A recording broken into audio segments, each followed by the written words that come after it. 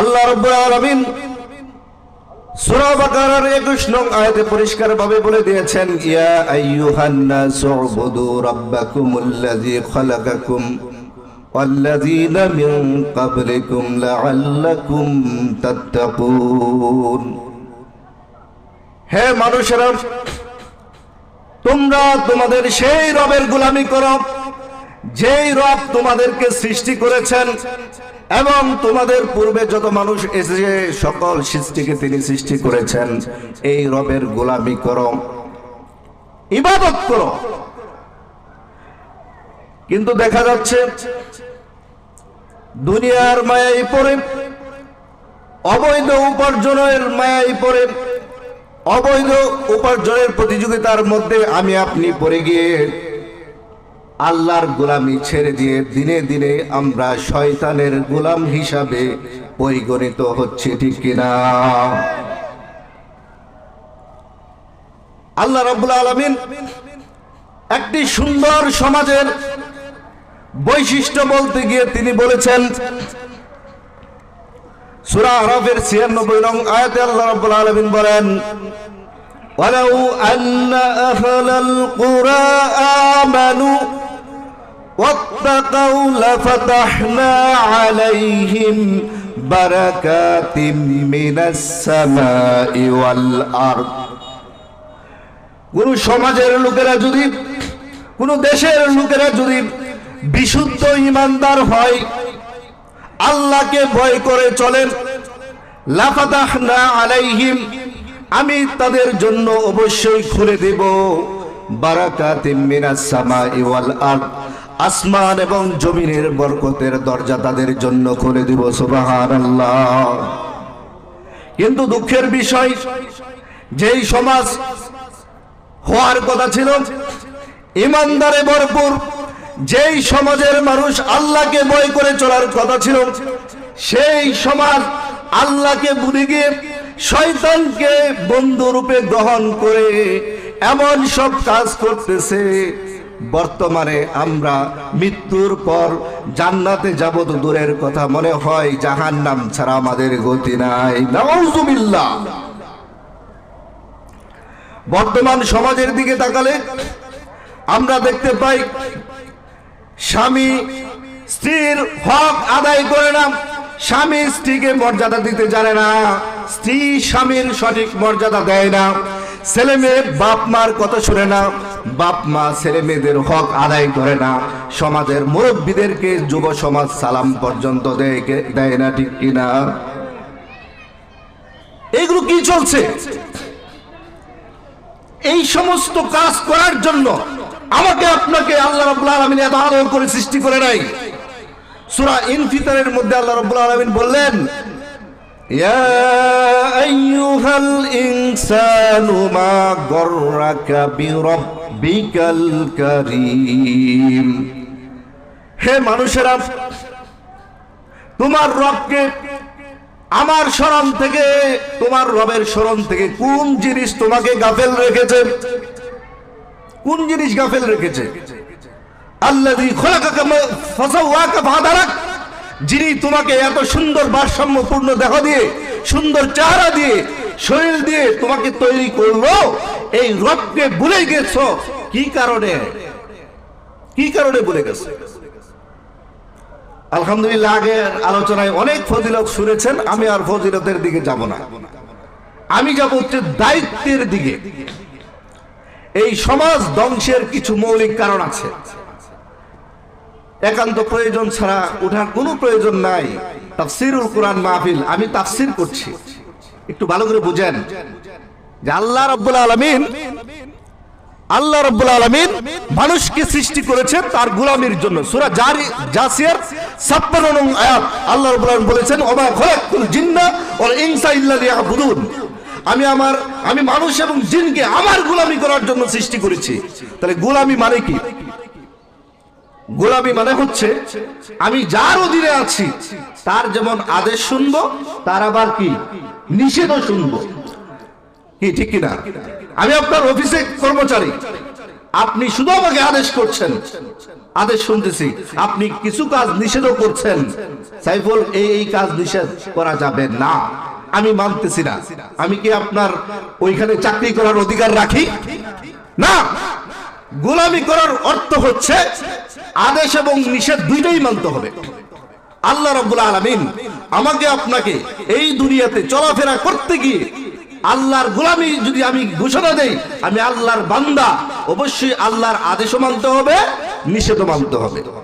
এই সুন্দর সমাজে যেখানে আল্লাহর কথা মানার কথা ছিল, যেখানে মানুষের হক আদায় করার কথা ছিল, বর্তমান সমাজের দিকে তাকালে দেখবেন একজনের সুখ আরেকজনের সহ্য হয় না, ঠিক কিনা?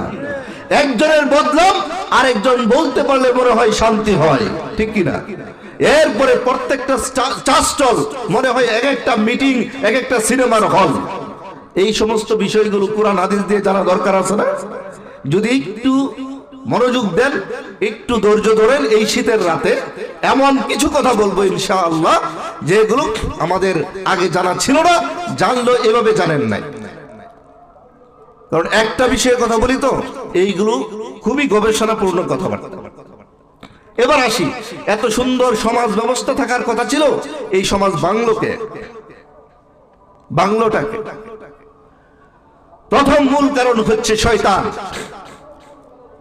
আমরা তো শুধুমাত্র জানি শয়তান কয় ধরনের ভাই, আপনারা কি জানেন? এই কথা বলে আল্লাহ রাব্বুল আলামিন কুরআন শরীফ শেষ করেছেন, মিনাল জিন্নাতি ওয়ান নাস। শয়তান দুই ধরনের, একটা জিন থেকে আর একটা মানুষ থেকে। বুঝেন কিনা? জিন থেকে এবং মানুষ থেকে। তাহলে শয়তান দুই ধরনের। প্রথম যে ইবলিশ শয়তান, সে কত বড় ইবলিশ, মানে খেয়াল করুন, সূরা আরাফের 16 নম্বর আয়াত। শয়তান আল্লাহকে চ্যালেঞ্জ করে। শয়তান কারে চ্যালেঞ্জ করে? আল্লাহকে চ্যালেঞ্জ করে বলতেছে, ক্বালা, শয়তান বলল, ফাবিমা আগওয়াইতানি লাকুদান্না লাহুম সিরাতাকাল মুস্তাকিম। যে আদম এবং হাওয়ার জন্য আমি তোমার রাস্তা থেকে পথভ্রষ্ট হইলাম, সেই আদম এবং আদমের সন্তানদেরকে তোমার রাস্তা থেকে ফিরিয়ে আনার জন্য, আমার রাস্তায় নিয়ে আসার জন্য অবশ্যই আমি সিরাতুল মুস্তাকিমের মধ্যে বসে থাকবো। বলুন না নাউযুবিল্লাহ। শয়তান ওয়াদা করেছে, চ্যালেঞ্জ করেছে যে আমাকে আপনাকে পথভ্রষ্ট করার জন্য সিরাতুল মুস্তাকিমের মধ্যে বসে সে কি করবে? কুমন্ত্রণা দিবে। এখন আমার প্রশ্ন হচ্ছে, আপনারা একটু উত্তর দিবেন, কোনদিন এই জীবনে চলতে গিয়ে, যে আমার বাজান, দুইজনই বাজান, ঠিক আছে, তো এই দুই চাচার যে বয়স, আবার মুরব্বীরা যারা আছেন, দাদার বয়সীও যারা আছেন, কোনদিন বলতে পারবেন আপনার সামনে কোনদিন ইবলিশ শয়তান অথবা ইবলিশ শয়তানের সাথে জিনদের মধ্যে থেকে কোন শয়তান দাঁড়ায় বলছে, আরে আমি তো শয়তান, তুই আমার কথাটা মনোযোগ দিয়ে শোন, দুনিয়াতে আল্লাহর গোলামি করতেছিস, কিসের গোলামি? আমি গোলামি করছিলাম না, কি লাভ হইল? এই ধরনের এইভাবে কথা বলে কোন প্রকার ষড়যন্ত্র করছে? কোনদিন তো পান নাই। তাহলে যেই ইবলিশ শয়তান কোনদিন আমার আর আপনার সামনে আসে নাই, শুধু অন্তরের মধ্যে কুমন্ত্রণা দেয়, সামনে আসে না, অন্তরের মধ্যে কুমন্ত্রণা দেয়, খারাপ চিন্তা দেয়, ওই শয়তানকে আমরা দেখতেছি না, শয়তানকে। এখন আমি আপনি শয়তানের কথা শুনতে গিয়ে আমাদের মধ্যেই অনেকেই মানব রূপী শয়তান হয়ে গেছে।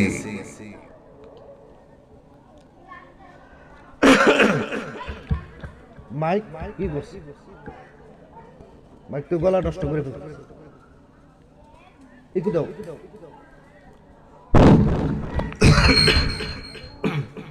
মাইক সেটিং সোহাগ সার্ভিসের মাইক তো আমি আরো আলোচনা করি, আলহামদুলিল্লাহ। একটু মাইকটা ঠিক করো। যেটা বলছিলাম, এর মধ্যে আসুন, সমাজ ধ্বংসের পিছনে অন্যতম কারণ হচ্ছে আমাদের পিতামাতার খেদমত না করা। সমাজ ধ্বংস, পিতামাতার খেদমত না করা, এটা হচ্ছে সমাজ ধ্বংসের অন্যতম কারণ। আরেকটি কারণ হচ্ছে যেই মুরব্বীরা সমাজের আলো, যেই মুরব্বীরা পরিবারের আলো, যেই মুরব্বীরা দেশের আলো, তাদেরকে দেখলে আমরা যুবকরা, বললাম না, সম্মান পর্যন্ত করতে জানি না। শিক্ষকদেরকে দেখলে সম্মান পর্যন্ত করতে জানি না। এরপরে সমাজ ধ্বংস হওয়ার আরেকটি কারণ হচ্ছে, যেই মা বোনদেরকে আল্লাহ রাব্বুল আলামিন এত সম্মান দিলেন, এত মর্যাদা দিলেন, রাসূলুল্লাহ সাল্লাল্লাহু আলাইহি ওয়াসাল্লাম মা বোনদের ব্যাপারে বলেছে নারী মানেই কি জান্নাত, নারী মানেই কি জান্নাত। সেই জান্নাত, নারীদেরকে জান্নাতের সাথে তুলনা করা হয়েছে। সেই নারী আল্লাহকে ভুলে গিয়ে, রাসূলের আদর্শকে ভুলে গিয়ে, আল্লাহ যে আদেশ করেছিল অকারনা ফি বুয়ুতিকুন্না ওয়ালা তাবাররুজনা তাবাররুজাল জাহিলিয়াতিল ফিল উলা, তোমরা ঘরের মধ্যে অবস্থান করবা, জাহিলিয়া যুগের মতো নারীদের মতো করে অশ্লীল ভাবে বাহিরে বেপরদা অবস্থায় চলাফেরা করবা। বর্তমান সমাজে বাজারগুলোতে আমাদের মা বোনদের কারণে পুরুষদের জায়গায় পাওয়া যাচ্ছে না, ঠিক কিনা? যে সমস্ত মা বোনেরা ওয়াজগুলো শুনতেছেন, আপনাদেরকে অনুরোধ করে বলবো, আল্লাহ রাব্বুল আলামিন যে আপনাকে সম্মান দিয়েছেন, যে মর্যাদা দিয়েছেন, সেই মর্যাদাকে ধরে রাখুন। যদি একান্ত নিরুপায় হন, বাজারে যাবেন, আপনার প্রয়োজনে যেটা কিনার সেটা কিনে পর্দার সাথে চলে আসবেন। যেখানে পুরুষদের জন্যই বাজারটা মারাত্মক, সেখানে মা বোনেরা অহরহ বাজারে যাচ্ছে। খুবই দুঃখের বিষয়, খুবই দুঃখের বিষয়। আপনারা মা বোনদেরকে বলবো, আপনারা অল্প ইবাদত করলেই জান্নাতে যাওয়া সহজ। আর রাসূলুল্লাহ সাল্লাল্লাহু আলাইহি ওয়াসাল্লাম আপনাদেরকে এই ব্যাপারে সতর্ক করে গিয়েছেন যে সবচেয়ে বেশি জাহান্নামে যাবে হচ্ছে মা বোনেরা, নারীরা। তাই আপনারা আর যাই কিছু করেন, কোরআন সুন্নাহ মতে আপনি পর্দা মতো একটু চলাফেরা করেন, আল্লাহকে ভয় করুন। সমাজ ধ্বংসের আরো একটি অন্যতম কারণ হচ্ছে, এখানে যারা আছেন, এই ওয়াজ যুবকদের জন্য বেশি দরকার ছিল, কারণ যুবকদেরকে টার্গেট করে শয়তান বেশি। আমাদের সমাজে একটা রূপ বের হয়েছে এই দেশের মধ্যে, সেটা হচ্ছে বিয়ের বয়স হয়ে গেছে, নাবালক নাই, সাবালক ছেলে হাফ প্যান্ট পরে চলতেছে, ঠিক কিনা? কি আপনারা দেখেন না? রাগ করতেছেন না কি কথা বলতে? এই ছেলের মাথায় কেন চলে আসলো না, এটা আমার ফরজ লঙ্ঘন হচ্ছে, এই চিন্তাটা কে দিবে? বাপ মা হিসেবে আপনি ছোটবেলা তাকে ধর্মীয় শিক্ষা দেন নাই, পর্দার ব্যাপারে আপনি তাকে শিক্ষা দেন নাই। আপনার ছেলে আপনাকে অলারকাম করে কিভাবে হাফ প্যান্ট কিনে, আপনি বাপ মা হিসেবে এই ব্যাপারে যদি সতর্ক না হন, দুনিয়া এবং আখিরাতে আল্লাহর কাঠ করে আপনাকে দাঁড়াতে হবে, ঠিক কিনা? আপনি নামাজি, আপনি হাজি, আপনি যাকাতি, আপনি অনেক বড় আল্লাহওয়ালা মানুষ, আপনার ছেলে যদি হাফ প্যান্ট পরে চলে, ফরজ লঙ্ঘন করে, আপনি এই ব্যাপারে যদি সতর্ক না হন, আমার কথাটা মনে রাখবেন, আল্লাহ রাব্বুল আলামিনের ওয়াদা, সেই বাপ মা অবশ্যই দুনিয়াতে লাঞ্ছিত হবে। দেখেন না ভাই, এটা তো ছেলের বেলা গেল। দ্বিতীয়ত, জাহিলিয়া যুগের একটা বৈশিষ্ট্য ছিল, যেই সকল মহিলারা জারাকারী ছিল, নর্তকী ছিল, জাহিলিয়া যুগে যেই সকল মহিলারা পতিতা ছিল, টাকার বিনিময়ে দেহ বিক্রি করে, ওই সমস্ত নারীরা বেশি বেশি সাজগোজ করে তারপরে রাস্তায় চলাচল করত। এই কাফেরদের এই সংস্কৃতি আমাদের মা বোনদের মধ্যে আসলো কি করে? কোন শয়তান দিল? এই ব্যাপারে কথা বলতে গেলে হুজুর ভালো না, আমার কথা বলছি না। শুধু হুজুরের বউ পর্দায় থাকবে এই ধরনের ইসলাম আসে নাই, বুঝেন এই কথা? সম্মানিত মুসল্লিয়ানে কেরাম, আপনি হতে পারেন কৃষক, হতে পারেন ঠেলাওয়ালা, হতে পারেন রিক্সাওয়ালা, হতে পারেন আপনি দিনমজুর, আল্লাহর কাছে এগুলোর কোনো সমস্যা না। আমি যত বড় আলিমই হই না কেন, আমি যদি আল্লাহর বিধান লঙ্ঘন করি, আপনি সামান্য কৃষক হওয়ার পরেও যদি ঠেলাওয়ালা, অটোওয়ালা, সিএনজিওয়ালা হন, আপনি যদি আল্লাহর বিধানের অনুসরণ করেন, পরকালে আপনি জান্নাতে যাবেন, আমি হুজুর ধরা খেয়ে যাব। আল্লাহর বিধান সবার জন্য কি সমান? মেয়েরা পার্লারের এমন এক অবস্থা করেছে, বিয়া বাড়ি, আচ্ছা বলেন তো বিয়ার অনুষ্ঠান, বিয়া যে কাজটা, এটা কি ইসলামিক কাজ নাকি কাফেরদের কাজ? ভালো করে বুঝেন, কিসের কাজ? ইসলামিক কাজ। বিয়ার অনুষ্ঠানটা ইসলামিক কাজ, কিন্তু বর্তমান সমাজে, আমাদের সমাজে ছেলে মেয়েরা বিয়ে করতে গেলে বা মেয়ে বিয়ে দিতে গেলে আমাদের চোখের সামনে দিয়ে এই ছেলে মেয়েগুলো বিয়ের গান বাজনা করার জন্য সাউন্ড বক্স আনে কি করে? এই সাহস তারা পাইল কোথায়? আপনি যদি মনে করেন সবকিছু আপনার মতোই চলবে, তাহলে কাজী নায়িকা বিবাহ করানোর কোনো দরকার নাই, এমনিতেই বিয়ে দিয়ে দেন। শুধুমাত্র কবুলটা ইসলামিক পন্থায়, আর 99% কাজ হচ্ছে কাফেরদের পন্থায়। এই ধরনের বিয়ার অনুষ্ঠান মুসলমান আশা করে না। আপনারা রাগ করতেছেন? আমি তো ছোট মানুষ, এত বড় বক্তা না। দেখেন নাই অনেক মানুষ উঠে চলে গেছে, ও এই ছেলে, এরা তো এই দিনই দেখি, আমরা চোখের সামনে বড় হয়েছে। ও ভাই, মুফতি আতিকুল্লাহ ভাই যেমন অন্য এলাকা থেকে এখানে আসাতে নাম শুনে যেমন আলহামদুলিল্লাহ আসছে, আপনাদের এই ছোট ছেলে, আপনাদের হাতে গড়া এই সাইফুলের কথা শুনলেও ওই ভাইয়ের মতো করেই অনেকে আলহামদুলিল্লাহ আলোচনা শুনতে আসে। কারণ এই সম্মান আমাদের কোনো যোগ্যতা না, এই সম্মান হচ্ছে আল্লাহর কোরআনের সম্মান। কোরআনের সাথে যার সম্পর্ক হবে তার সম্মানে আল্লাহ কি করবেন? বাড়ায় দিবেন। এরপরে আসি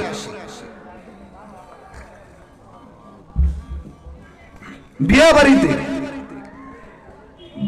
বিয়ার কন্যা কোনটা আর বর কোনটা, এটা সেরা বড় যায়। বরের সাথে আরো রেডিমেড কিছু বর আসে পড়ে, কে ঠিক না? কন্যার সাথে তার বান্ধবীরা, এলাকার মেয়েরা এমন ভাবে সাজগুজ করে, কুন্ডারে বিয়া দিতেছে, এটার কোনো হদিস পাওয়া যাচ্ছে না। কেন? ইসলামের ব্যাপারে কি একটু চিন্তা নাই?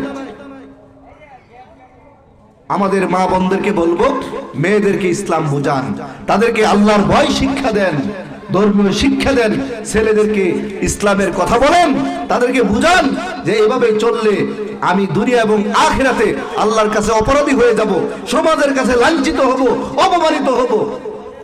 এই সমস্ত ছেলে মেয়েদেরকে মানে ওপেন ছেড়ে দেওয়াতে আপনার ওই ছেলে মেয়েগুলোই, এক ছেলে দেখবেন আল্লাহর বিধানের বাইরে চলতে গিয়ে আরেকবারের মেয়ে নিয়ে চলে যাচ্ছে, এরপরে গিয়ে আপনার কান খারাপ হইতেছে, আবার মেয়েটা চলে যাচ্ছে আরেক ছেলেকে নিয়ে। এগুলো কি চলছে? আল্লাহ রাব্বুল আলামিন আমাকে আপনাকে সৃষ্টি করেছে আল্লাহর গোলামি করার জন্য। এর ভিতর দিয়ে ফজরের নামাজ নাই, জোহরের নামাজ নাই, আসরের নামাজ নাই, পাঁচ ওয়াক্ত নামাজের বেলায় নাই, এরপরও আপনার মাথায় কেন আসে না যে আমার সন্তান কেন নামাজি হচ্ছে না? অথচ আল্লাহ রাব্বুল আলামিন বলেছেন, ওয়া'মুর আহলাকা বিস-সালাতি ওয়াসতাবির আলাইহা ওয়ার your family about salah and you have to be amongst them, তাদের উপরে তোমাকে শক্ত হতে হবে, পরিবারকে আদেশ করতে হবে সালাতের ব্যাপারে। But as a Muslim, you don't try to understand. Without following Quran and Sunnah, we will not able to enter the Jannah. কোরআন সুন্নাহর অনুসরণ ছাড়া আপনি জান্নাতে যেতে পারবেন না। এই বিষয়টি একটু মাথায় রাখেন। এরপরে আপনি আমল কম করেন, সঠিকটা করেন। দেখেন, 3 নম্বর আরেকটা পয়েন্ট বলতেছি, সমাজ ধ্বংসের পিছনে আরেকটা মূল যে দায় মানে কারণ রয়েছে, সমাজ ধ্বংস হয়ে গেছে, সেটা হচ্ছে সমাজে এখন আর ন্যায় বিচার পাওয়া যায় না। সম্মানিত মুসল্লিয়ানে কেরাম, গরিব মানুষ বিপদে পড়ে চেয়ারম্যান মেম্বারকে ধরেছে একটা বিচার করে দেন, সমাজের নেতাদেরকে ধরেছে একটা বিচার করে দেন।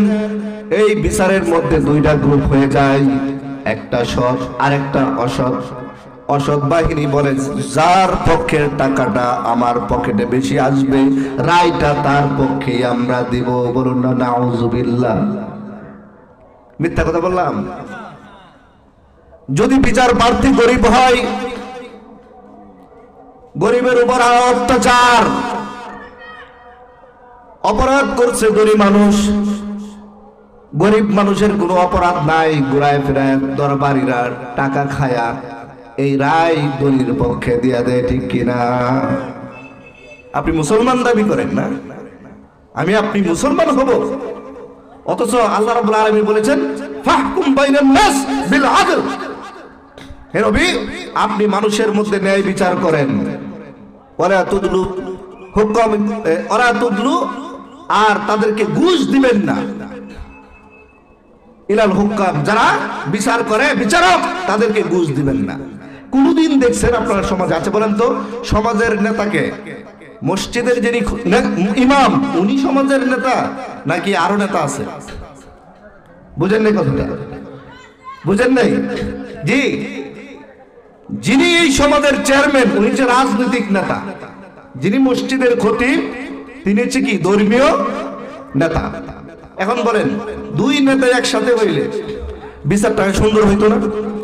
আপনারা বলেন, কোন বিচারে আলেমদেরকে পাইছেন যে আলেম সাহেব সভাপতি অথবা আলেম সাহেব রায় দিব? পাইছেন কোথাও? কেন আপনারা প্রশ্ন করেন না? মসজিদের নামাজ পড়াতে পারে যে ব্যক্তি, এই ব্যক্তি হচ্ছেন বিচার করবেন। তার মানে কি আমি কি ওই নেতাকে ছোট করছি? না, ওই নেতা যেহেতু রাজনৈতিক নেতা, সমাজের অভিভাবক, উনিও থাকবেন। ওনারা দুইজন পরামর্শ করে একটা রায় দেন, তত সুন্দর হয়। হুজুর আপনি কি বুঝেন? আপনি আসছেন কোন দরবারে, যদি কোন ক্লবে হুজুর যা, হুজুরদেরকে কলে বলে বিদায় করে দেন কেন? জন্ম থেকে মৃত্যু পর্যন্ত হুজুরের কাজ লাগে।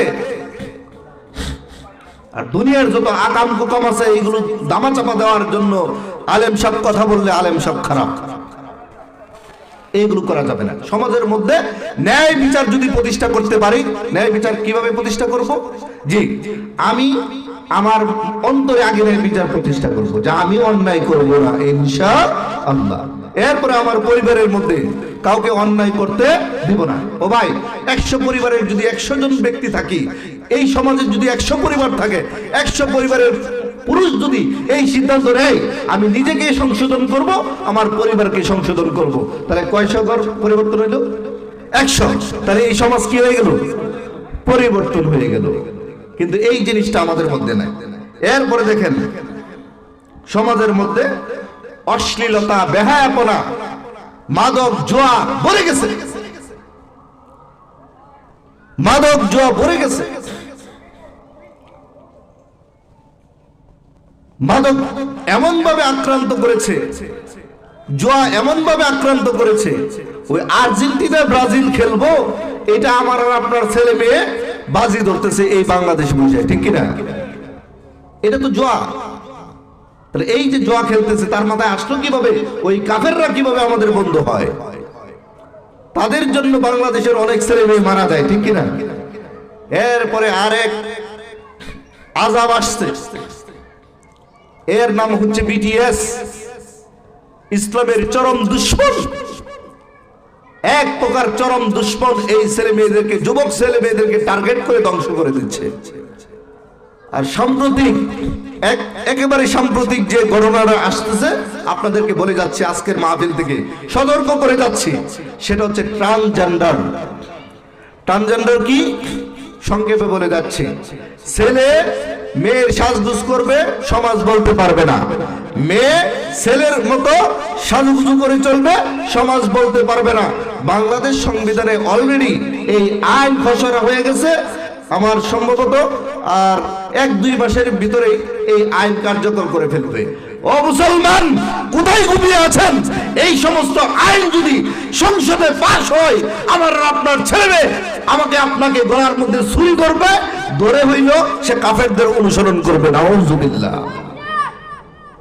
এই সমস্ত সাম্প্রতিক কথাবার্তা ভাই আমরা যদি না বলি, বলবে কে? বলা উচিত। সমাজের মধ্যে সমাজ ধ্বংসের অন্যতম কারণ হচ্ছে কাফেরদের সংস্কৃতি গ্রহণ করা। কিছুদিন আগে, এখন কি মাস? জানুয়ারি মাস। এই মাস শুরু হয়েছে, দেখেন সমাজ যে ধ্বংস হবে না, এই সমস্ত বিষয়ে যুবকদেরকে সতর্ক হতে হবে। সমাজ ধ্বংস কেন হবে না? 31st নাইট পালন করছে না, নতুন বছর উদযাপন। আস্তাগফিরুল্লাহ, আস্তাগফিরুল্লাহ। আপনাদেরকে বলে যাচ্ছি, জানুয়ারি মাসের নামকরণ করা হয়েছে জানুস নামক দেবতা থেকে। জানুস নামক দেবতার দুইটা মুখ, একটা সামনে আর একটা পিছনে। রোমান সাম্রাজ্যের এই জানুস দেবতাকে রোমান বাহিনী, রোমানের সৈন্যরা, এরপরে রোমানের যে সাধারণ নাগরিক, রোম দেশের ওই পাশ্চাত্যের, ওরা বিশ্বাস করে জানুস নামক দেবতাকে যে কোনো উপায়ে খুশি করতে হবে ওই 31শে ডিসেম্বর রাতে। কেন 31শে ডিসেম্বর রাত 1টা বাজার পরে নতুন বর্ষ উদযাপন করতে হবে? কেন পরের দিন সকালে করলে সমস্যা কি?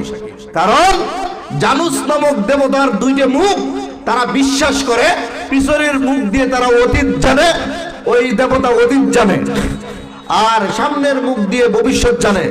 জানুস নামক দেবতা যেহেতু পিছনের ঘটনা জানে, আমি যদি জানুস নামক দেবতাকে খুশি করতে পারি গান বাজনা করে, ছেলে মেয়ে অশ্লীলতা বেহায়াপনা নাচ গানের মাধ্যমে যদি খুশি করতে পারি, ওই দেবতা আমাকে অতীতের গুনাহ ক্ষমা করে দেবে।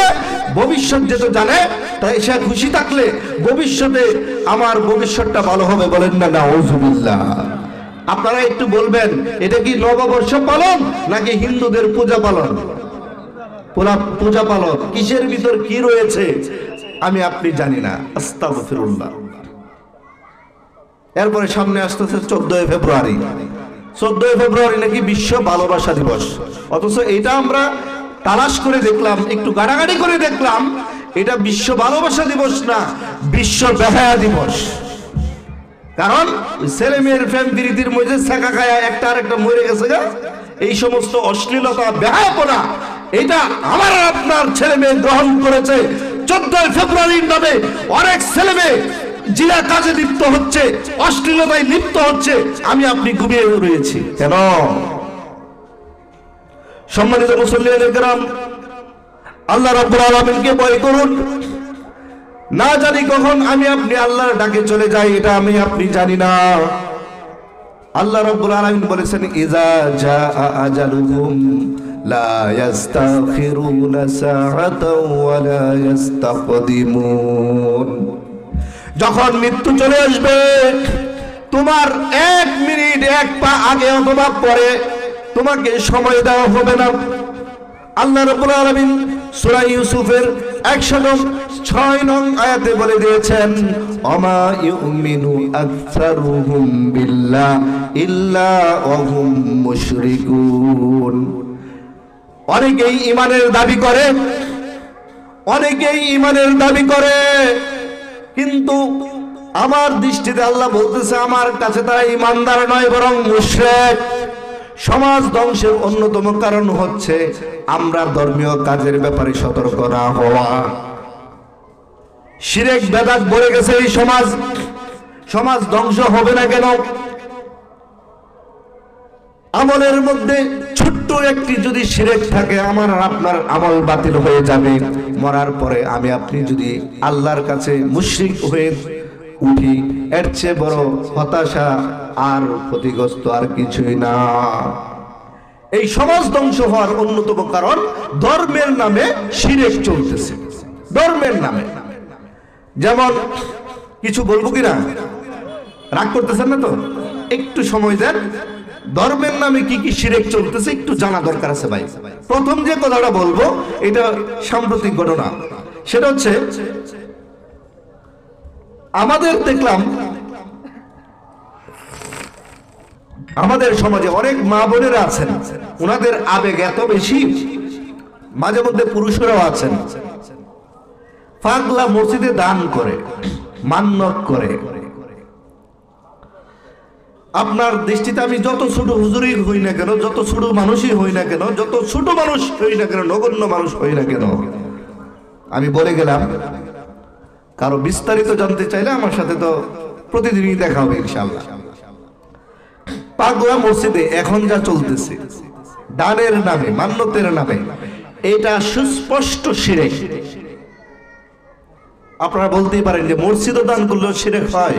জি, আল্লাহ রাব্বুল আলামিন সূরা তাওবাতে মসজিদ 2 ধরনের বলেছে। কয় ধরনের? 2 ধরনের। একটা হচ্ছে তাকওয়ার উপর মসজিদ, আল্লাহকে ভয় করে নির্মাণ হয় মসজিদ। আমার এক স্টুডেন্ট বলতেছে, স্যার আমরা গতকালকে তো পাগলা মসজিদে গিয়ে দান করে নিলাম। আমি বললাম, বাহ, খুব চমৎকার কাজ করছো তুমি। কেন, তোমার বাড়ির মসজিদ কি সমস্যা? শুনলাম হ্যাঁ দান করলে আল্লাহ কবুল করে। নাউযুবিল্লাহ। পৃথিবীতে 3টা মসজিদ বাদে পৃথিবীর সকল মসজিদ সমান। কয়টা মসজিদ ভাই? 3টা মসজিদ। বাইতুল্লাহ, কাবা শরীফ, মসজিদ নববী, নবীজির মসজিদ যেটা মদিনায়, আর বাইতুল মুকাদ্দাস আমাদের প্রথম কিবলা ফিলিস্তিনে। এই 3টা মসজিদ বাদে মুসলমানদের জন্য গোটা পৃথিবীর সকল মসজিদ, ছোট হোক বড় হোক, টাইলস ছাড়া থাকুক টাইলস সহ থাকুক, খেজুর পাতার হোক, মসজিদ যেটা হয়ে গেছে সেটা আল্লাহর কাছে সমান। কোন মুসলমান যদি এমন দাবি করে বাড়ির মসজিদে দান করলে আল্লাহ কবুল করে না, ওই পাগলা মসজিদে দান করলে আল্লাহ কবুল করে, আপনাকে বুঝতে হবে ওইখানে কি আল্লাহর মসজিদ না, না তারা ভাবে পাগলার উসিলায় দান কবুল হয়। বলেন না নাউযুবিল্লাহ।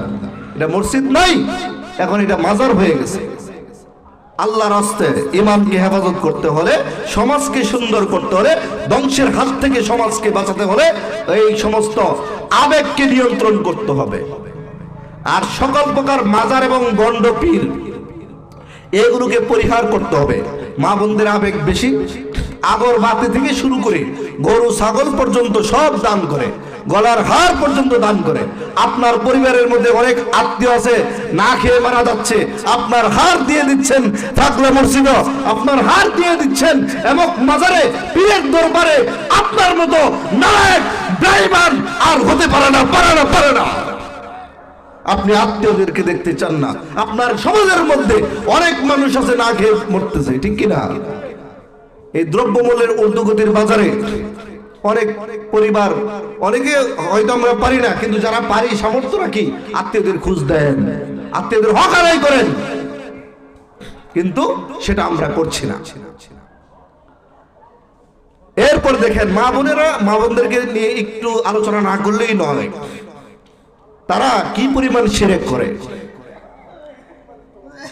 ছোট বাচ্চাদের, বাচ্চাটা জন্ম হওয়ার সাথে সাথে যেই ঘরে রাখা হয় এটাকে কি বলে? গ্রামের ভাষায় বলে কি? ছড়িঘর নাকি? দেখবেন আগুন হেইদা ঢোকা লাগে, এটা আগুন পূজা, শিরকি পাপ।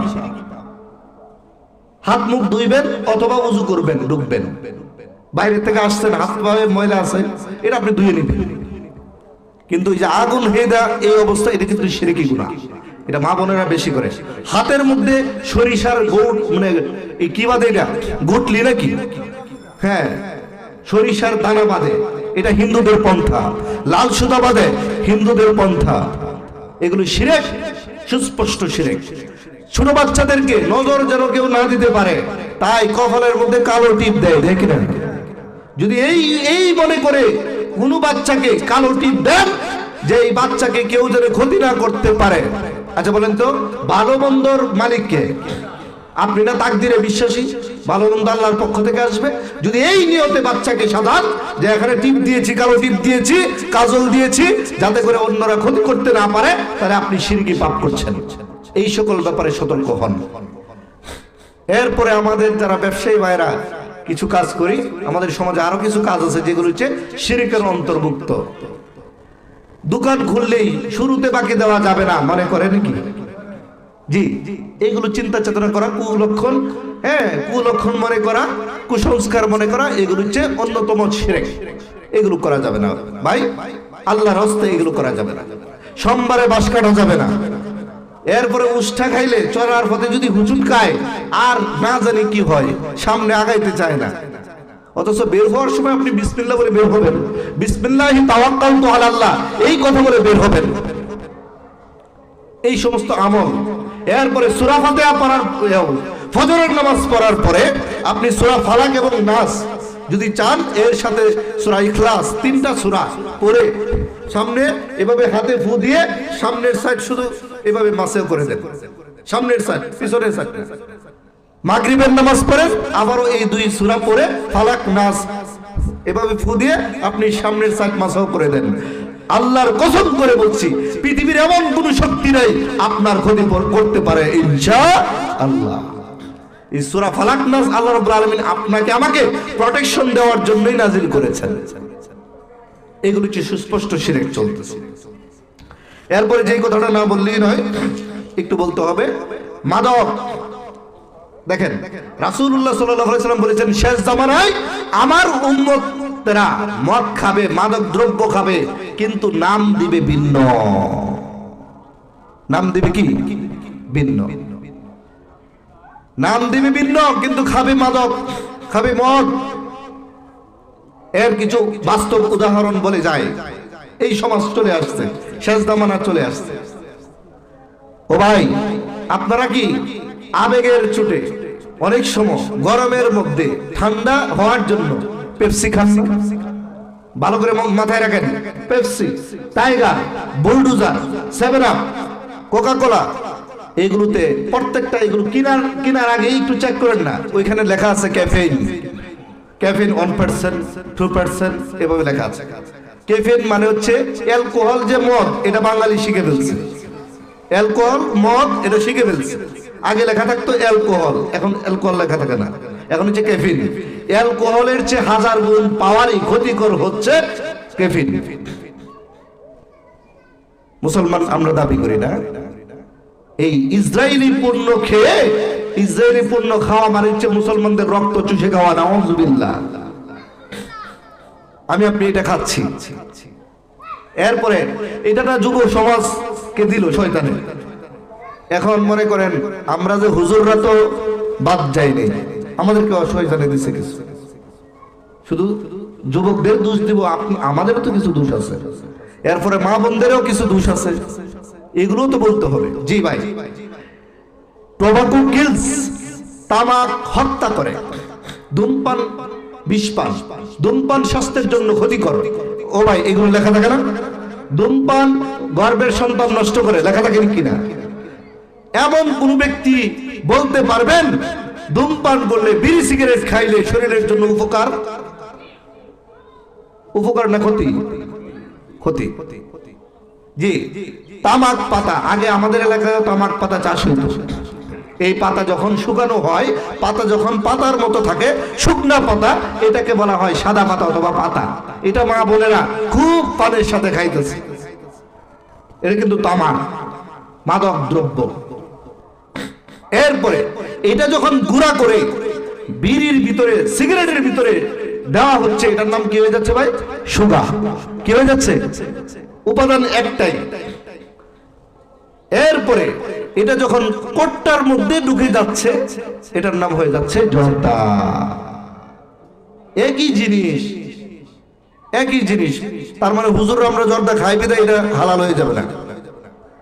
সম্মানিত মুসলিয়ানে কেরাম, আল্লাহ রাব্বুল আলামিন পরিষ্কারভাবে বলে দিয়েছেন, ওয়ায়ুহিল্লু লাহুমুত তাইয়্যিবাত ওয়া ইউহাররিমু আলাইহিমুল খাবাইস। যেই বস্তু ক্ষতিকর মুমিনদের জন্য তা হারাম করা হয়েছে, যেই বস্তু উপকার মুমিনদের জন্য হালাল করা হয়েছে। আল্লাহু আকবার। এখানে আর কোন দলিল লাগবে নাকি? আপনি যদি জানেন জর্দা আপনার জন্য ক্ষতিকর, বিড়ি সিগারেট আপনার জন্য ক্ষতিকর, আপনি মনে করলে হবে না। আপনি শুধু মনে করলে হবে না, কোম্পানি বলতেছে, ডাক্তার বলতেছে। এমনকি ডাক্তাররা যখন অ্যান্টিবায়োটিক ওষুধ লেখে তখন বলে দেয় পাতা কিন্তু খাওয়া যাবে না, জর্দা খাওয়া যাবে না, তাহলে অ্যান্টিবায়োটিক কাজ করবে না। এক একটা অ্যান্টিবায়োটিক বড়ি অ্যাটম বোমার চেয়ে শক্তিশালী, সেই বড়িটা পর্যন্ত ওই তামাকের সাথে পারে না। আমি আপনি যতই গাওরাগিরি করি না কেন, যতই জোর গলায় বলি না কেন, এটা আমাকে আপনাকে ক্ষতি করে না, এটা বললে হবে না। শুকরের গোশতকে আমরা কেউ খাইছি? আমাদের সমাজে একটা কথা আছে যে খিনজিরের নাম নিলে 40 দিন ইবাদত কবুল হয়। এগুলো মিথ্যা কথা, এগুলো সঠিক না। খিনজির বা শুয়োর এটা মিথ্যা কথা। কিন্তু কথা হচ্ছে কি, শুয়োরের গোশত খাই আমরা তো এই পর্যন্ত খাইছি না। খাইছি নাকি? খাইলে সমস্যা কি বলেন না কেন? খাইলে কি সমস্যা? হজম হবে না?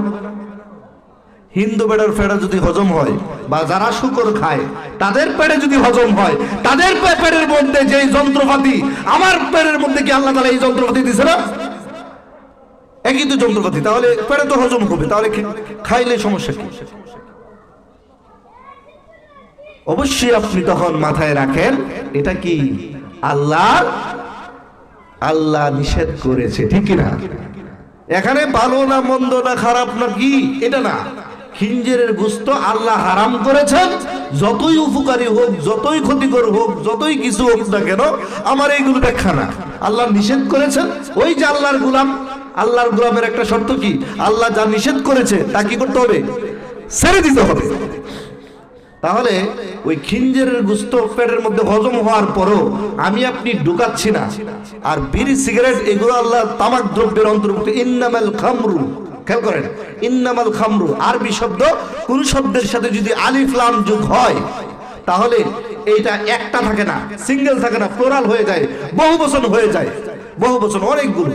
ইন্নামাল খামরু, নিশ্চয় মাদক দ্রব্য যা আছে সব। এই জন্য আমরা হয়তো বা ভুলে করেছি। এখন কি করব?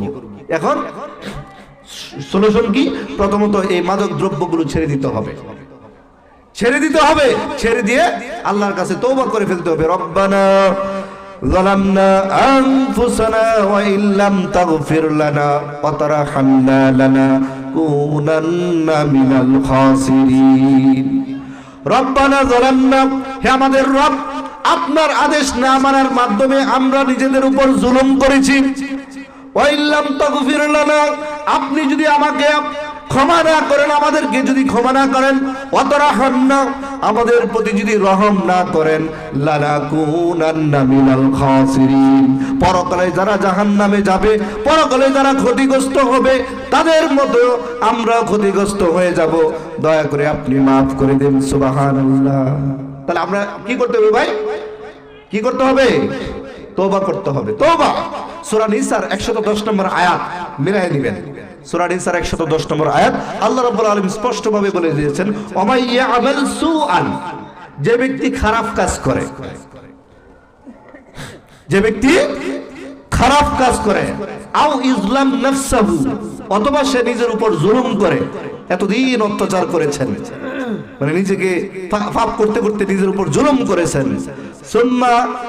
সুম্মাস্তাগফিরাল্লাহ, অতঃপর সে ভুল বুঝা আল্লাহর কাছে ক্ষমা চাইছে, ইয়াজিদাল্লাহ গফুরুর রহিমা, ওই ব্যক্তি, ওই ক্ষমাকারী ব্যক্তি আল্লাহকে অবশ্যই ক্ষমাশীল হিসাবে, রহমকারী হিসাবে পাবেন ইনশাআল্লাহ। আমরা কি ভাই তওবা করতে পারবো তো ইনশাআল্লাহ? এগুলো একটু দয়া করে তওবা করেন। জি, সমাজ ধ্বংসের অন্যতম আরেকটি কারণ হচ্ছে আপনার অন্যের সমালোচনা করা। কি ভাই আমাদের সমাজে, আরে ভাই আমার মধ্যে তো অনেক ভুল আছে, আমি কি আমার ভুল না দেখা আরেক ভাইয়ের ভুল নিয়ে চলি? এই কাজটা বন্ধ করে দিতে হবে, এই কাজটা বন্ধ করে, অন্যের সমালোচনা করা যাবে না। বিশেষ করে মা বোনদেরকে অনুরোধ করব, আপনারা মহিলারা ওনাদের অন্তরে কথা জমাই থাকতে চায় না। এই যে বিষয়টা আমি আপনাদেরকে অনুরোধ করব, কোন সময় আল্লাহ রাব্বুল আলামিন সূরা হুজরাতটা পড়বেন। সূরা হুজরাতটা হচ্ছে সামাজিক সূরা, মানে সমাজের মধ্যে কিভাবে চলবেন এইরকম একটা সূরা হচ্ছে সূরা হুজরাত। আল্লাহ রাব্বুল আলামিন স্পষ্ট বলে দিয়েছেন, ওয়ালা তাজাসসু, তোমরা একে অপরের পিছনে দুষ খুঁজা বেড়ায়ো না। কি বলবো আপনাদের কথা, আপনাদেরকে কথা বললে আবার আমাদের উপরও কিছু আসে। এই চেয়ারটার অনেক দাম বেশি, এখানে অনেক মুরব্বীরা আছেন, অনেক শিক্ষিত মানুষেরা আছেন, অনেক আলেম আছেন, এই উনাদের ছাত্র তুল্য আমি। এই চেয়ারে বসার মতো আসলে সত্যিকার অর্থে আমার কোনো যোগ্যতা নেই। এই চেয়ারের অনেক দাম বেশি, কিন্তু আমরা ইদানিং, আপনারা সমাজের মধ্যে যেমন মা বোনেরা কথা চালাচালি করেন, পুরুষেরা চাষটলে বসে, বাজারে বসে, নানান জায়গায় কথা চালাচালি করেন, এখন এই শয়তান এই দায়িত্ব শেষ করার পরে দেখলো এইসব বিরুদ্ধে কথা বলে কে? এই হুজুরে বলে। তাহলে এখন ওয়াজের মাঠে এক শ্রেণীর হুজুর বাইরেছে, সবাই না, এক শ্রেণীর হুজুর বাইরেছে আমার মতো। এখানে মনে করেন সব লম্বা দাড়ি, পাগড়ি, জুব্বা সবই আছে, গ্রাউন্ডও আছে, সবই আছে, শিক্ষাগত যোগ্যতার অভাব নাই, কিন্তু এখানে বসে আরেক হুজুরের বদনাম করতেছে, ঠিক কিনা? এটা শয়তানে আমাদেরকেও ধরছে আর কি। এই জন্য এক সাইডে কথা বললে হবে না, আমরা সবাই ভুলের মধ্যে আছি। আমরা যদি আমাদের ভুলগুলোকে আইডেন্টিফাই করে এগুলো যদি আমরা সংশোধন করি, আল্লাহ সুবহানাহু ওয়া তাআলা পরিষ্কারভাবে বলে দিয়েছেন, কাদ আফলাহা মান যাক্কাহা ওয়া কাদ খাবা মান দাসসাহা। যে ব্যক্তি নিজেকে সংশোধন করলো সেই ব্যক্তি সফল হইল, যে ব্যক্তি নিজেকে সংশোধন করলো না সে ব্যর্থই রয়ে গেল। নাউযুবিল্লাহ। এখন ভাই কি করব? আমি হুজুর, আমারও ভুল আছে, আপনারও ভুল আছে, সমস্যা সমাধান একটাই, আমরা তো সবাই আল্লাহর গোলাম। কার গোলাম? আমাদের এক আল্লাহ ছাড়া আর কেউ নাই। সেই জন্য আমি আপনার দায়িত্ব হচ্ছে যে আমাদের ভুলগুলোকে নিজে নিজে তালাশ করা, নিজের ভুল আত্মসমালোচনা করা, পরের সমালোচনাটা বন্ধ করা। একটা ছেলে ভুল করেই ফেলল, তাকে সবাই মিলে অত্যাচার করবেন না, তাকে বুঝান, বাবা এটা কি করলা, এটা তো ভুল হইল, এটা তো আমাদের ধর্মে সাপোর্ট করে না। একটা মেয়ে ভুল করেই ফেলছে, তাকে বুঝান, তাকে সাহস দেন। এইগুলো না করে আমরা শুধুমাত্র কথা চালাচালি করি। ইমুকের ছেলে কি করছে জানোস নি? ইমুকের মেয়ে কি করছে?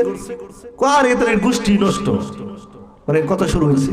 এটা কিন্তু শয়তান আমাকে আপনাকে একটা খোরাক দিছে। যে সমাজের মধ্যে সমাজ ধ্বংসের পিছনে আরেকটি বড় কারণ হচ্ছে, যেটা নারী এবং পুরুষ উভয় দায়ী, সেটা হচ্ছে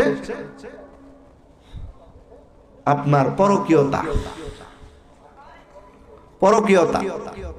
পুরুষরা অন্যের বাড়ির বাবির দিকে নজর দেয়, অন্যের বাড়ির মেয়ের দিকে নজর দেয়, ঘরে বউ রাইখা।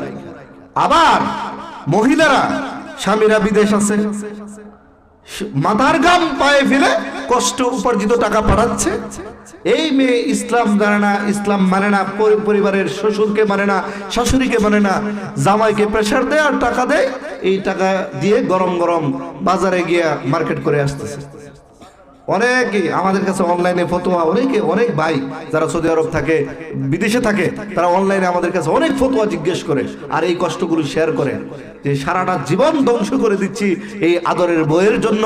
এই বউ বাজার করতে গিয়ে এক বেড়ার লগে ফ্রেম বাজাইছে, এর সাথে এখন বাইকা চলে গেছে আমার সবকিছু নিয়ে।